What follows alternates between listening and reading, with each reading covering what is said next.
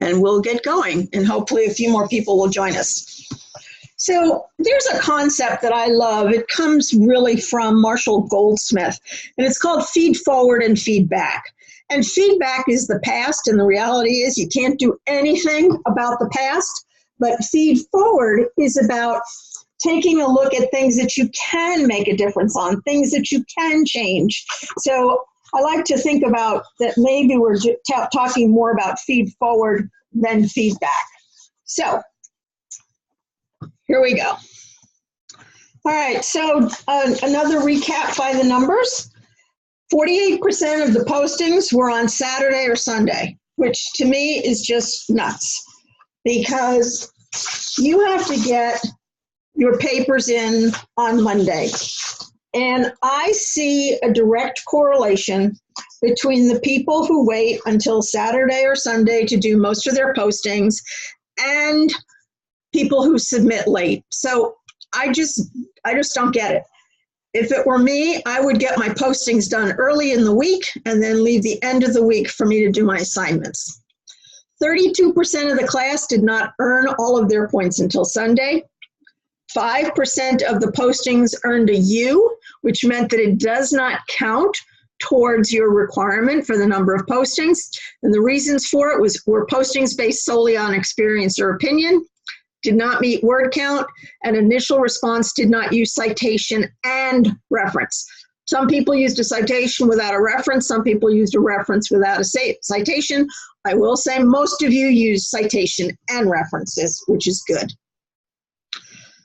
And as I just said, you get a U flag if you didn't include the citation and reference, didn't meet word count, didn't go beyond experience, and didn't use reliable and credible sources. There are a heck of a lot of websites out there, and a heck of a lot of them that are not credible or reliable. I can say with a great deal of certainty that a lot of the things that come up on page 1 of Google are not reliable or credible. There are sometimes are, but for the most part, if you're using Google and you are typing in a topic like Gantt charts, most of the things you're going to get are not credible or reliable, so be very careful. Presentations. I was looking for you to demonstrate an understanding of concepts. I was looking for note pages that had detailed analysis in the notes and detailed explanations, that you had to address all of the requirements, that you followed slide guidelines and included all the required slides, and use the suggested charts, flow chart for process, Gantt chart for projects. And by the way, several people mentioned that Gantt charts cannot be used for complex projects. I can tell you from experience that they can be. I have literally seen Gantt charts take up an entire hallway or an entire room. It can be used, you have to use it carefully, but it can be used for complex, big projects. And I want to thank those of you who saved your files as the way I asked, the number of the assignment plus your last name. And I was glad to see this week so many more voiceover presentations. It made me feel good that several people tried it, which I think is great. Citations and references are critical. They must match. The reference shows where you got the information, and the citation shows how and where you use the information. Do not use a citation without a reference or a reference without a citation. And if you didn't write it, you got to cite it. All right, so now I want to talk about the week 6 assignment. You have a case study. The case study is about Hewlett-Packard. You can, if you want to, I don't have to see the case study. You don't need to send it in with your assignment. I've seen the case study. I don't need to see it. You want to have substantive responses to all 5 questions. Questions 1 through 4, I want you to use at least the textbook. Kinnicky and Williams is the correct citation. The reference is shown here. And for number 5, I want you to use an up-to-date business article. Demonstrate that you understand the concepts. Apply and analyze information. Don't just report on it, and use examples. And don't just tell me what's in the textbook. I know what's in the textbook. Tell me what it means, what you found in the textbook. Tell me how it applies to Hewlett-Packard.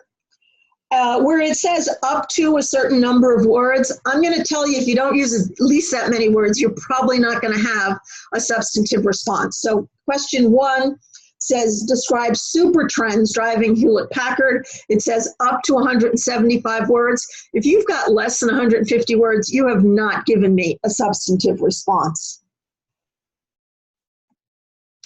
All right, so here are the questions. Number 1 is the super trends driving HP to change. The forces for change at HP.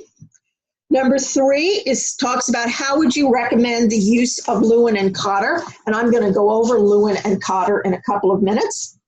It says determine how HP is fostering innovation. And again, these first 4, you can use the textbook. It would be great if you went beyond the textbook. This case is not new. So what I'm looking for you to do in answering question 5 is what happened to HP since this case, and use updated business journal articles. The textbook is really not going to help you with what happened to HP since this case, which I think is 2015. So you can see it's not new, and you want to use updated information to answer question 5. All right, here's Lewin. Lewin has a very simple model. What he says is that there are 3 steps to change. You have to unfreeze, which means you have to establish a need for change. You have to change, you have to create new behaviors. And then what you have to do is refreeze, which means you have integrated the change into the way you get things done. My take on Lewin is that we probably shouldn't be refreezing anymore, because change is so rampant in organizations, change is constant. And if it's frozen, it's much harder to unfreeze. So I think what we need to be doing with change is refrigerating it, so it becomes integrated into the way we get things done, but not so hard and fast that we can't quickly make additional changes. So this is Lewin. And remember, you are going to be looking at Lewin and Cotter in question 3. So here's Cotter. Cotter has an 8-step process. The first step is creating a climate for change, which is basically the same thing as unfreeze. Engage and enable the whole workforce, which is actually change, and implementing and sustaining change, which is basically refreeze. What I like about Cotter versus Lewin is he gives you more steps and to understand what does it mean to unfreeze. It means to make sure people understand that there's urgency to getting this done. It also means you have to build a team that's going to guide whatever change, and you want to make sure that you're communicating with your team the right vision. Where are we going? What are we trying to achieve? When you're engaging the whole workforce or getting change to happen, the first thing you have to do is communicate with everyone. You can't expect people to change if they don't know why, if you haven't communicated with them the purpose of the change, not just here's what we're doing, but why are we doing it? You want to empower people to take action, and you want to celebrate short-term wins, especially if you have a very long project that is going to take a while to implement. Celebrate those milestones. You know, I'm going to use a sports analogy. Baseball games are won on base hits, not home runs. So you have to celebrate those short-term wins. And implementing and sustaining change is refreeze, which means don't let up, keep it going, and make it stick. Make it the new way that you're going to do business in an organization. So that's Cotter and Lewin.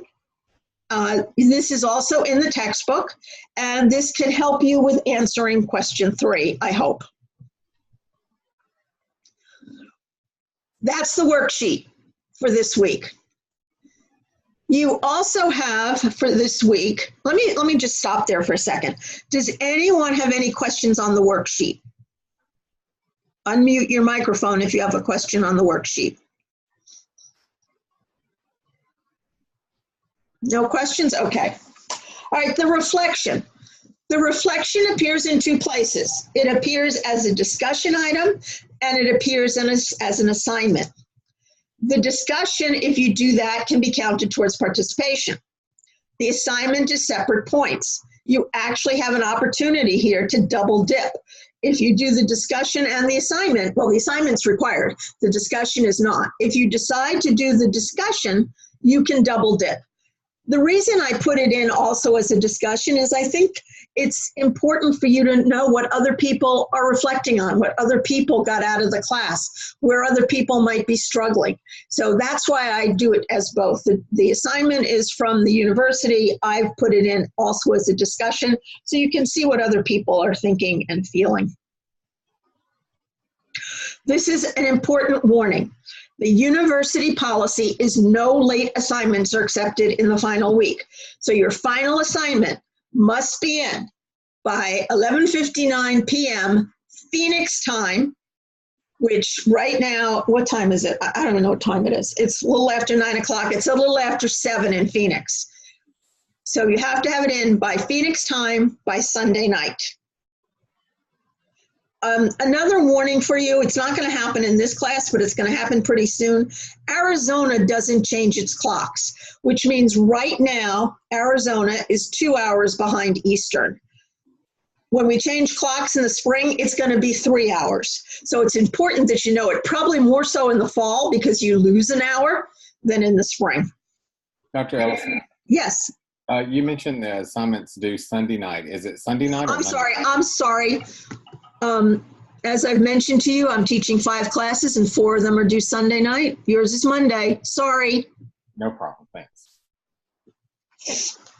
Monday, 11:59 p.m. All right. This is your first class in the MBA program. So I want to give you some tips for being successful as you move forward into the rest of the program. Instructor requirements are not the same for every class. Make sure that you understand what your instructor is requiring. And if the instructor has not spelled it out in detail, ask. Don't assume. Don't assume that your next instructor has the same requirements as I do. Some of them will have more requirements. Some of them may have less requirements. Keep up with the work. It is so much easier to keep up than to catch up. Submitting late causes problems for you.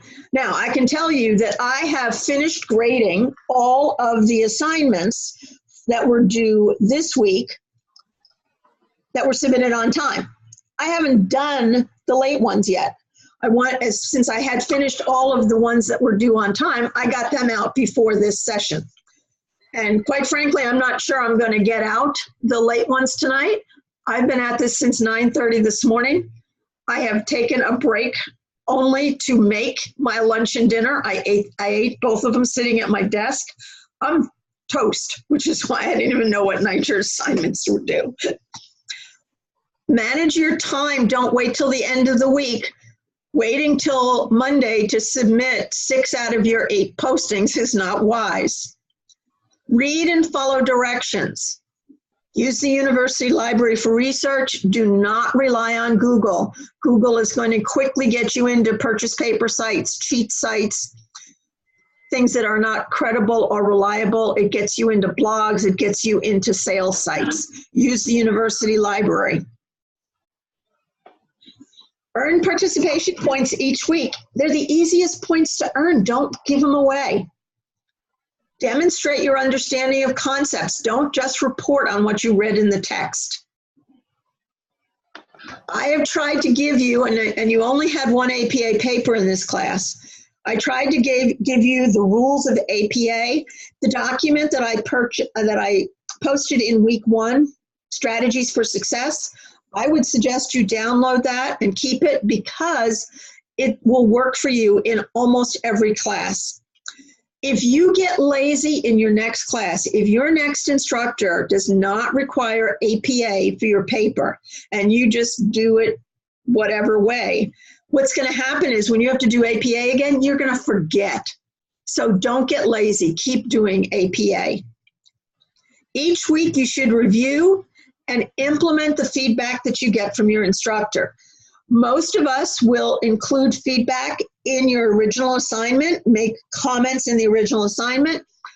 Many of us will also include feedback in a rubric. So whatever you get back, look at it. I know for myself, I deduct more points if you have the same mistake 2 weeks in a row. Stay positive. Learn something from every instructor. Even if you hate us and think we're real jerks, you can learn something from us. The good news is you have us only for 6 weeks. Of course, if you love your instructor, the bad news is you only have that person for 6 weeks. Submit on time in Arizona time. Late is costly. Now, there are people who do a lot more late deductions than I do. I know of somebody who allows assignments to be 1 day late. That's it, 1 day late with a 50% reduction. Don't assume everybody has the same late policy. And there are people who accept nothing late. So in your first week of your class, submit on time because you don't want to get caught in that no late assignments are accepted. So accepting late assignments is not required. The number of days to submit is not required. The percentage deduction is not required. It is up to the instructor. So people can say, I don't accept anything on time. I accept it 1 day late with a 50% reduction. You don't know. Using APA, you don't know what somebody is going to deduct for. I know of a lot of instructors actually that on the first paper, if it's an APA paper, they will correct it. They will give you suggestions for improvement. And if there are any APA mistakes on the next paper, it's a 0 for formatting, just a 0. Same mistakes, you don't get any points. And participating in discussions. Different people have different definitions of substantive. I know of people that require citations and references on every posting, not just the initial posting. So be careful. That's why I keep suggesting to people to put citations and references on all postings. People have different word count requirements for participation. I tend to post a lot of questions. There are some people for whom you will only see 2 questions and you're going to have to keep discussions going on just 2 questions. Now, I have allowed in this class, if you participate in these meetings or you watch the video and respond to the questions in the Zoom thread, that you can do 6 postings over 3 days. The university requirement is 8 postings over 3 days. 8 postings over 3 days. Don't let up in the next class because these sessions are optional. We don't have to do them. And if we do them, we don't have to reduce the number of postings. Postings must be substantive. That's pretty much across the board. Know your instructor's time zone. I'm in the Eastern time zone. I once had a student call me at 3 a.m. She was in California and thought midnight was acceptable. I didn't think midnight was acceptable, and 3 a.m. was definitely not acceptable. I answered her question and told her never to call me again at that hour. She called me again the next night at that hour. But it's actually a pretty funny story because on the third night, and I didn't pick up, and on the third night when my phone rang at 2 a.m., I thought it was her again. Turned out it was my upstairs neighbor telling me that my toilet was overflowing into their unit, and I didn't answer the phone. So I had to pay a lot of money to clean up their unit. So I blame her for that. Arizona doesn't change clocks, I already mentioned that. Instructors are not required to accept late assignments, and this is university. 2 weeks without at least 2 days of postings, you are automatically dropped. 2 weeks without 2 days of postings, you are automatically dropped. Instructors can do absolutely nothing to help you if that's the situation. More tips on moving forward. Determine how you're going to work together if you have team assignments. Develop a schedule and a charter. Under promise and over deliver. You know, it's much better to say to your team, I can get this done on Saturday and get it done on Friday than to say I can get it done on Saturday and do it on Sunday. Play to your strengths and communicate constantly. Instructors are going to ask you to do a charter, and if you have conflicts, they are going to ask you to resolve it first through the charter. One of the things that I would have in my charter, number one, if you cannot do what you said you're going to do, let the team know immediately. Don't send them a message on Monday morning saying, I can't complete my portion. That is not teamwork. If you should have rules for if somebody does that, what are the consequences for that? So teamwork was coming up. We didn't have any in this class, but you will have it in future classes. Moving forward with the final exams. There are a lot of classes with final exams. The last class in the program has a beast of a final exam. It is in weeks 2, 4, and 6, and it covers all the classes. So any materials from any course, save those materials because classes disappear in about 6 weeks. There's a required final in most, or in many classes, let me say that, in many classes. And again, print out those strategies for success because the last part of it is information on how to approach final exams. Wise words. It's better to submit an assignment late than not submit at all. And that, of course, assumes that the instructor accepts late assignments. And I already said this, it's easier to keep up than to catch up. All right, I wanted to give you also the faculty requirements. We only have to be in class 5 days. I am in class 6 days a week, 7 days a week because I can't keep up if I'm not in 7 days a week. We have 6 days to submit feedback, which means I could have gotten the feedback to you on Sunday. For me, that's too late because it doesn't give you enough time to make changes, but you actually don't have to make changes for your next assignment. We cannot be out of class for 48 consecutive hours, and we do not need to respond to every student every week. I try to respond to every student every week, but we don't have to do that. We need to respond to students within 48 hours of receipt of a message, and that's receipt. That's not 24 hours of when you sent it. And as I mentioned before, we do not need to use these live sessions. I find they're very helpful, and I hope you do too. All right, I want to go over some of the things that I previously talked about that will help you moving forward. The University Library, the Center for Writing Excellence, which has plagiarism checker, your online text correction, which replaced RightPoint Grammarly, and your tutorials and guides. I don't teach anything in math, but believe me, if I taught anything in math, I would have to be using the Center for Math Excellence. And I just found out that the live labs have been discontinued. So I have to take them off the slides. All right, so again, screenshots to show you what I'm talking about. You go into University Library. There's a Center for Writing Excellence, the Center for Math Excellence. Tutorials and guides. Here's a list of the ones that I find most helpful. The Writing and Style Guides, APA, sample papers, software tutorials, the information on academic integrity, AKA plagiarism and cheating. This is an important one if it impacts you, resources for speakers of other languages, and there's a grammar tutorial and a reading tutorial. And here's a list. Here you can see where they all are. If you went into the Center for Writing Excellence, this is what you would see. I had to put it on 2 pages. There's so much stuff. There is in the materials that are available to you a career lab. And I think that's one of the really great sources that's available to you.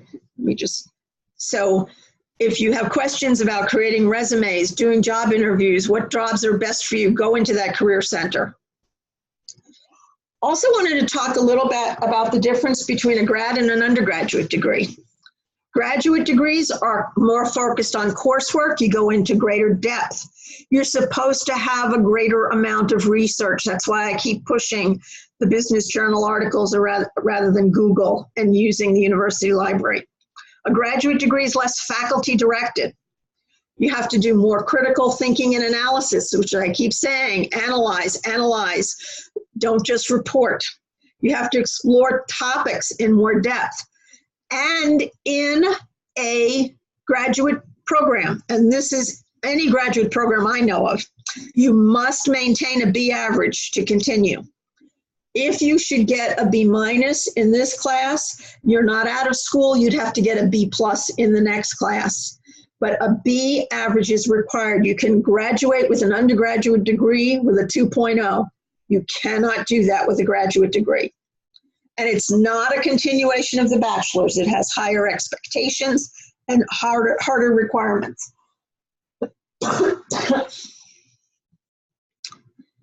If you have a problem, let your instructor know immediately. Tell your team immediately. In advance, it's a reason. After the fact, it's an excuse. So make sure that you let people know, because many of the instructors will give you a break if you tell us in advance, and teams will step up if you need help. Several years ago, I had a class that you can tell how long ago it is when I give you the example. I had a student in the class who lost her house in Hurricane Katrina. Somehow she managed to call me. I have no idea how. And she told me that not only had she lost her house, but she was still searching for her grandparents. And we had only one more week of class to go. And she said, is there any way I can pass this? And I told her that I would pass her. She had an A going in. And when I told her team that she was getting the team grade and she wasn't doing anything, everyone on her team volunteered to do her final paper for her. It's not allowed, but I think it shows you the teamwork, and it shows you because she was a good team player, everyone else was willing to step up for her. So don't be that team person who doesn't work well with the team. As you go through the program, the mechanics get easier and the content gets harder. So we've been focusing a lot on the mechanics of things, but as you go through, the content gets much harder because you're going to understand all the mechanics. I thought I had a slide that said this, and let me just say that about 10% of the population has a graduate degree. If graduate degrees were easy, a lot more people would have them. So you've got to work at it. And what you have to have is grit, which is guts, resilience, initiative, and tenacity. I'm not going to ask you the question. So grit is about courage, bravery, spirit, toughness, resolve, perseverance, endurance, determination, guts, and tenacity. This is based on a book by Angela Duckworth, which I have a picture of the book in the corner. Grit are the skills that you need in the 21st century. They're strategies and tactics to succeed. It helps you. If you have a problem, if you have a setback, if you have grit, you're going to get through it. And it gives you the tools that you can apply to a lot of different situations. Grit is passion and perseverance of long-term goals. It's stamina. It's sticking with your future for years. It's working hard to make your future a reality. And it's a marathon, not a sprint. Something else on grit. And there's also something called a fixed and a growth mindset.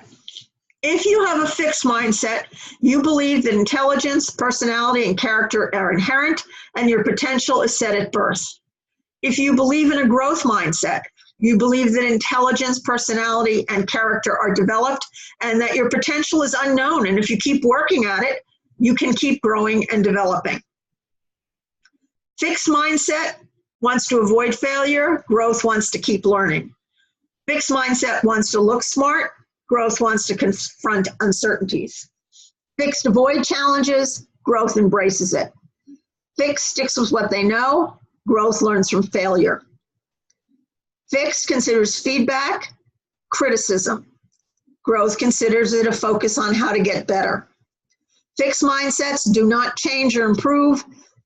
Growth mindsets want to use feedback to continue to grow and develop and learn. Ask yourself the following questions. Do you believe you can learn and be successful? Do you believe you're smart in your own unique ways? Do you believe that challenges and risks should be rewarded? Do you rise to meet challenges? If you can answer yes to most of those questions, you probably have a growth mindset. And if you have a growth mindset, you're going to do a lot better in the program. Now, if you were to look at how I did in math through my entire career, you would think I wasn't smart because I don't understand math. My brain just doesn't function with math. With that being said, I don't know if anybody grew up in New York as I did, but New York had Regents exams. All of my siblings got 100 on every math exam. I barely passed. I was the only one who was like my father, who was really good in English and history and humanities. The rest of them were all math. Focus on the journey, the process, the growth. Meet challenges, overcome struggles. Try to develop a growth mindset, work hard, challenge. And you know what? There's a lot of people who believe that you learn more from your failures than you do from your successes. My definition of failure is not getting up again, not trying again, not trying harder to get something done. You can apply grit and growth to your personal and professional life. Life is a journey, not a destination. I don't know how many of you have ever heard of Eric Weihenmayer, but I have a lot of respect for this man. He is blind and he climbed Mount Everest. He believes that there's more than one way to do things. He looks at what he can do despite his limits. He tries to turn lemons into lemonade. When he gets to the top of a mountain, he's not thinking if he could see life would be great. He thinks how glad he is to be up there. So if nothing's holding him back, what's holding you back? So when I leave the slides, these are the questions I have for you. What do you still need to know? What did you learn in this class? Has there been any change in your view of the MBA or University of Phoenix? And what do you plan to do differently moving forward? These are also some of the questions in the reflection. Don't give up at the beginning. It's always the hardest. No matter how much you think there is, there's always more to learn. Okay, so let's go back. Let's see who else. Booma joined us.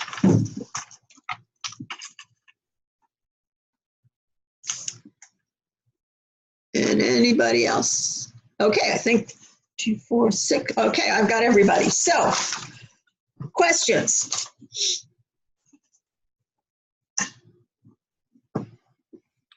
So can we go back to the Gantt chart? Just one quick question on that. Sure.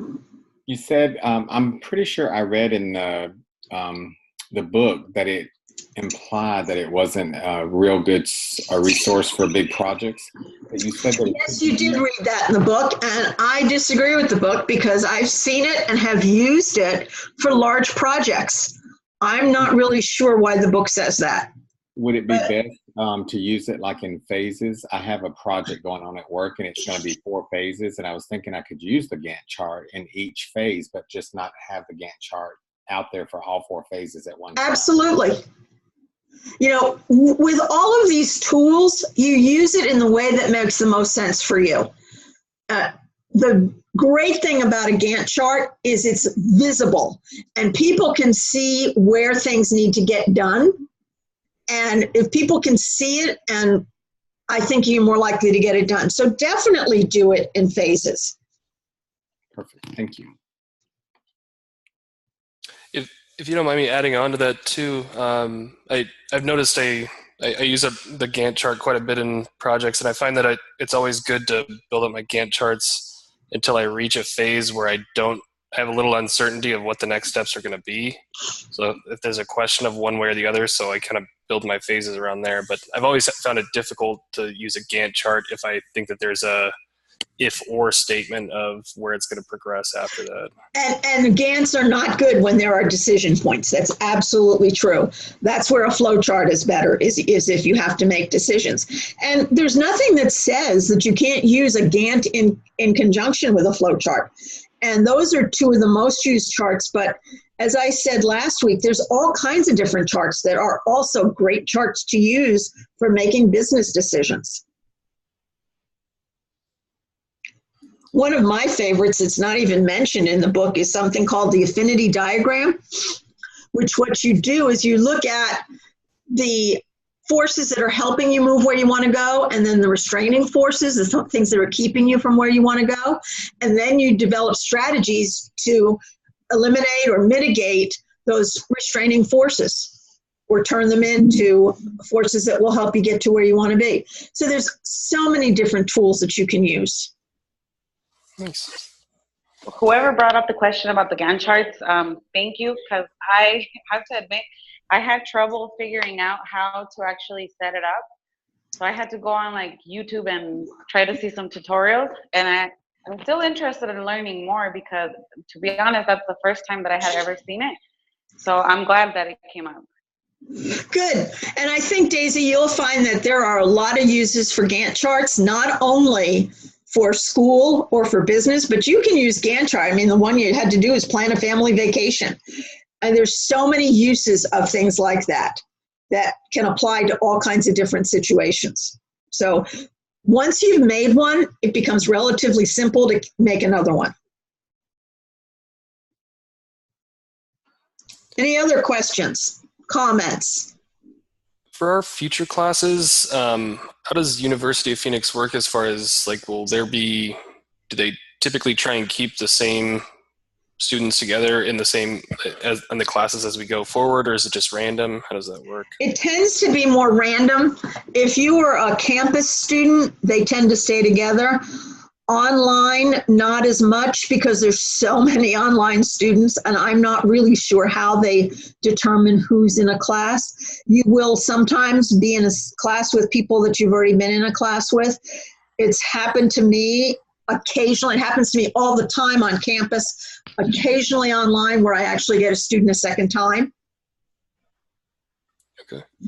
And then do you teach any other classes in the MBA program?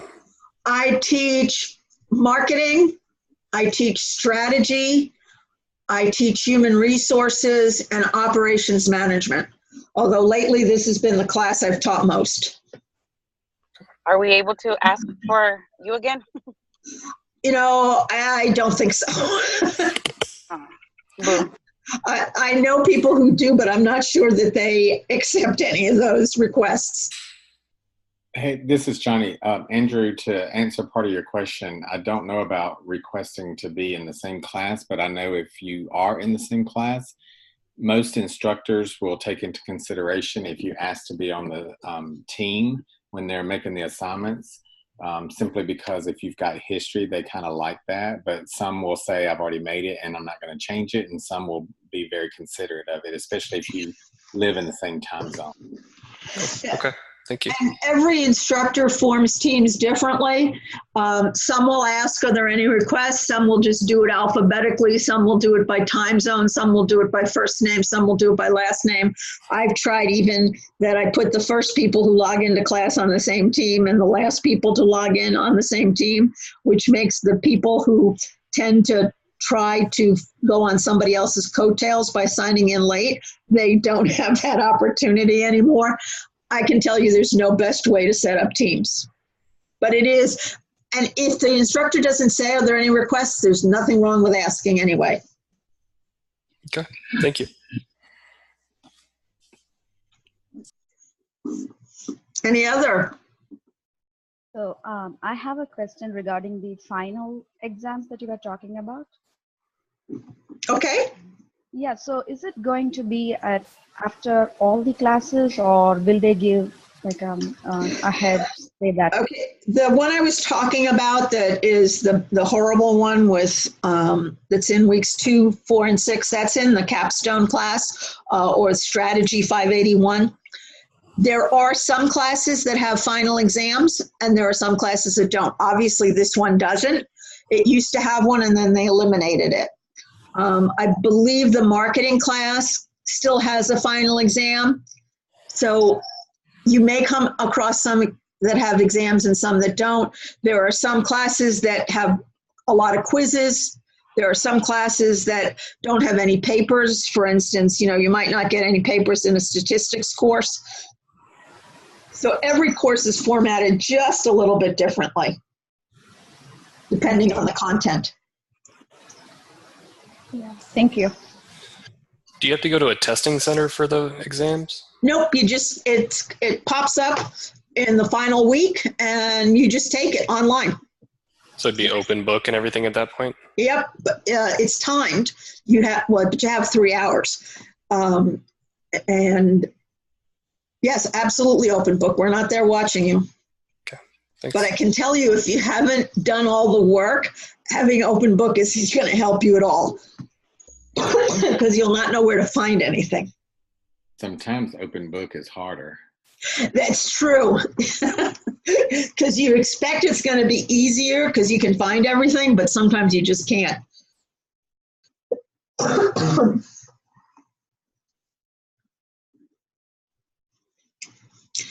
Well, if there are no other questions or comments, I want to thank those of you who have been participating in these sessions every week. I appreciate it.